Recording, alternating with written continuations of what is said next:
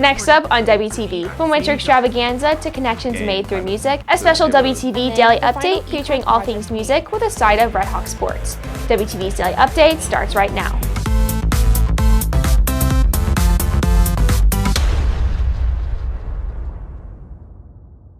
Hey there, Hawk Nation. Today is Friday, December 15th, and I'm Karina Groskov with today's Daily Update, brought to you by Wingspan TV. Holiday spirit is reaching a crescendo on campus as Winter Extravaganza continues its two-night run tonight. WTV's Sadie Johnson has the details. Campus's art programs are back at it tonight for the final night of the annual Winter Extravaganza. All programs, including choir, band, orchestra, color guard, and Red Rhythm, take part in the event and have been working on their performances. For our Winter Extravaganza, we kind of have like rehearsals after school and during advisory. After school, we do run-throughs with all color guard, band, orchestra, everybody, and during like advisory, it's just in our choir classes that we sing through the songs and make sure everything's right. So I'm in Camerata Orchestra, and then our group is going to be playing 4 pieces on stage, but I myself will also be doing a small ensemble with some other orchestra members, as well as playing guitar for choir. So as Camerata Orchestra, we're doing 2 pieces with band, 1 piece with band and choir, and then 1 piece with just choir. Both nights are sold out, with students such as Ashvita Suresh Kumar excited to have a large audience. I'm excited about all of us like playing together. It sounds a lot cooler, and a lot more people come to like the extravaganza when it's like all the fine arts put together. So that's really nice. Tonight's performance begins at 7 p.m. in the auditorium. Reporting for WTV, I'm Sadie Johnson. With the Winter Extravaganza underway on this week's edition of My Life As, WTV takes a look into the life of choir director Tony Ugolini.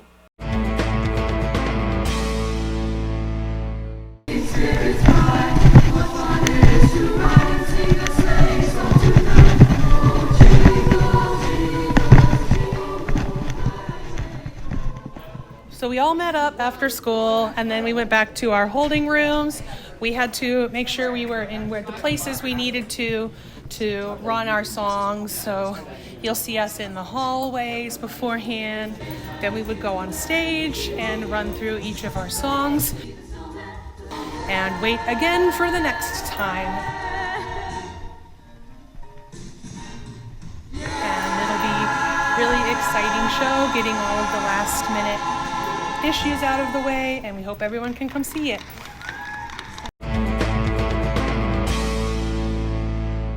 Group projects are a common thing in many classes on campus, but one group of students took a project and turned it into a music video, shot on site in downtown Dallas. A semester staple project, an economics rap battle.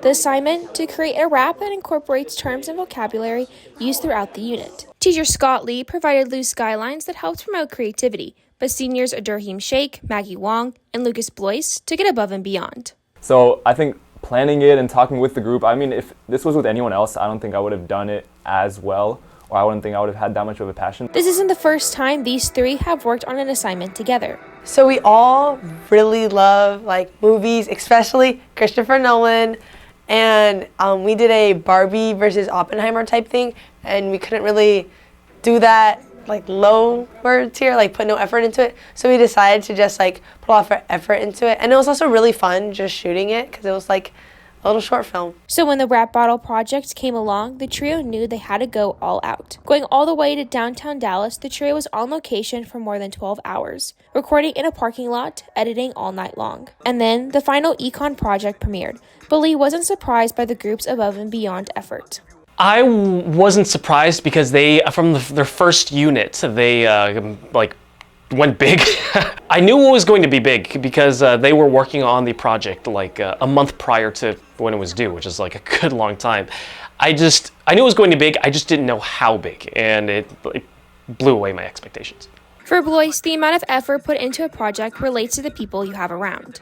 We had actually talked about it before, how like if it wasn't the 3 of us, if any one of us was missing, or if it was any other people, we really felt like we wouldn't have tried that hard in any of these projects. And so I really think it's about the environment that you place yourself in and the people you surround yourself with. Reporting for WTV, I'm Karina Groskaya. Whether it's a music video or a live performance, music is a universal language that can bring people together from all walks of life. And that's the case for a teacher, a student, a custodian. 3 different people with a musical connection. WTV's Joaquin Perez explains. From the strings of orchestra to the brass instruments of band, to the harmonies of choir. The sound of music often fills the fine arts department. But on the other side of campus, the strums of a guitar stand out in the social studies hallway. Over the past year, economics teacher Scott Lee has been learning how to play the guitar, and after some practice, he started bringing his guitar to school and playing for his students during his free time. As an example, I have some downtime in class, or like let's say some of the students are working on activities. I like to play softly, and another thing that would be to kind of abrasive or attention-catching the ears. And what I realized actually is that the students tend to all calm down and focus on their work a lot better. That was not something I expected at all. Lee continues his guitar playing during advisory, and one of his regular visitors is junior Evan Bullitt. So, when Lee started playing the guitar, Bullitt, a guitar player himself, found a new reason to continue visiting his class. Mr. Lee is a fun teacher already, and then now he can play the guitar and sing, and so then it's like a fun little game kind of to be able to do a duet with him. But Bullitt isn't the only person that's been drawn into room C105 by the sounds of Lee playing guitar. One afternoon, custodian Min Gwen walked in, and a musical connection was sparked. A lot of the times the janitors will come into like a teacher's classroom during their conference period, empty out some trash. And so comes in, throws the trash out, and then because I have my guitars in my classroom, he sees the guitar, and then he doesn't speak any English, so I had no idea what he was saying, but he immediately points to it, and I could tell he was asking, oh, can I play your guitar? And of course I said, yeah, of course, go ahead. What would come next caught Lee off guard. He picks up the guitar, and then completely unexpectedly, he starts to, he is like a phenomenal virtuoso. He's playing some sort of like flamenco or Spanish or Italian style guitar music. Học guitar ở Việt Nam là Hachikun Việt Nam, nhạc trẻ, nhạc Pháp trong lúc đi làm lấy vệ sinh thì gặp giáo viên là trao đổi rồi gọi chơi guitar. He's wonderful at it. It was really awesome. He's very, very good and he's like a very nice guy, and that really brightened my day. Reporting for WTV, I am Joaquin Perez. Whether it's a teacher strumming a holiday tune on his guitar or two friends talking, there's always some debate on when people should start celebrating or listening to holiday music. WTV's Natalia Soto tries to get the answer in this week's Real Talk. Hey there, Redhawks. It's Natalia Soto with another edition of Real Talk, and today I'm going to be asking students about holiday music. When do you start listening to Christmas music? In November, like Thanksgiving time. Like the weekend after Thanksgiving. The day after Thanksgiving. All right. What do you think, in your opinion, is the best Christmas song? I really like Let It Snow, specifically the Frank Sinatra version. Frosty the Snowman. Okay. All I Want for Christmas Is You. Good. That's good. Do you prefer Christmas or Halloween music? Christmas. Why? Because I don't really know what Halloween music is. Like the monster one. Christmas music. Okay. Christmas 1000%. Why? It's just better. 100% Christmas music. Me too. Reporting for WTV, I'm Natalia Soto. Moving away from the sounds of music, it's on to the latest in sports, where the girls' basketball team tips off district play tonight. Here's WTV's Luke Bishop. With high hopes for the season, boys soccer is taking on McKinney High School in a scrimmage tonight at the Nest. Sophomore Joey Mediaseja thinks this match is a good way to prepare for district starting January 23rd. Good. Hopefully we can win a couple games, maybe make it to playoffs. Staying on the pitch, girls soccer is scrimmaging 6A Prosper Rock Hill tonight at Prosper Rock Hill at 5:30. Moving to the court, the defending state champs begin their quest to repeat as the push for the playoffs officially begins. The Redhawks' first district opponent is one of the teams that's been the team's biggest challengers in district play in recent years, the Memorial Warriors. The game tips at 7 p.m. tonight at the Nest.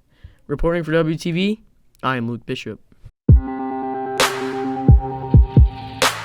Since the school's opening in 2006, wrestling has been a part of the Redhawk athletics program. This year, though, the school hired its first female wrestling coach, making Redhawks history. Joining me now is WTV's Ryan Shapiro. Thanks, Karina. Over the summer, the school hired assistant wrestling coach Vivian Espinoza. While this isn't the first school that she's coached at, it's just the district's third female wrestling coach they've hired. First, it was Los Fresnos, then it was Lovejoy. Now, assistant coach Vivian Espinoza is here with the Redhawks. At her previous stops, she was tasked with coaching other sports like track, volleyball, and basketball. But here on campus, Espinoza is happy to coach just wrestling. It's a different sport. So I love the sport because it's not like any other sport. I just like the uniqueness of it, how every wrestler can have their own style on the mat. Finding out that she was the team's first female coach was a bit of a surprise to Espinoza. Well, I didn't know it until Coach Coons had hired me that I was the first female, so that kind of made me a little bit nervous, but I'm excited. So when I became head coach, I knew one of the first things I wanted to do is hire a female coach. I think it's important to help grow the sport of girls wrestling, and to do that you need a female coach in a male-driven sport. Sophomore Danny Banks feels that Espinoza adds a new element to the Redhawks wrestling program. Well, for one, she is a female, so it's a new type of energy, and she understands more than our male coaches do. Like Coach Coons, he understands a lot, but she understands the difficulty of being a female and then on the team as well with a lot of boys. After going through 6 coaches in just 4 years, senior captain Taylor Clapp loves having a female coach and believes she will help expand the team. I love having a female coach. It truly it helps a lot during wrestling because she understands what we need to do, what helps us to improve. Wanting to put more focus on the girls' team, Coons knew hiring a female coach was a necessity.